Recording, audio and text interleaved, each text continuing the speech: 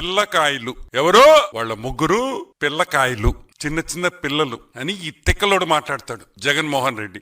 ఒకడు 1 కేజీ గాంజాతో దొరికాడు. 1 కేజీ గాంజాతో దొరికినోడు పిల్లోడంట, చిన్న పిల్లోడు. ఒక ఆటో డ్రైవర్ మీద దాడి చేస్తే వాడు చిన్న పిల్లోడు.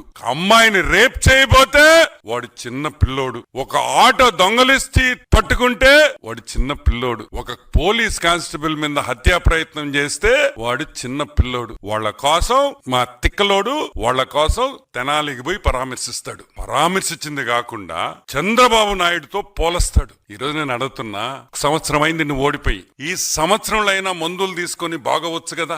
ఏమైంది జగన్మోహన్ రెడ్డి నీకు? నువ్వు మారవా? ఎవరితో ఎవరిని పోల్చాలో కూడా తెలియదా?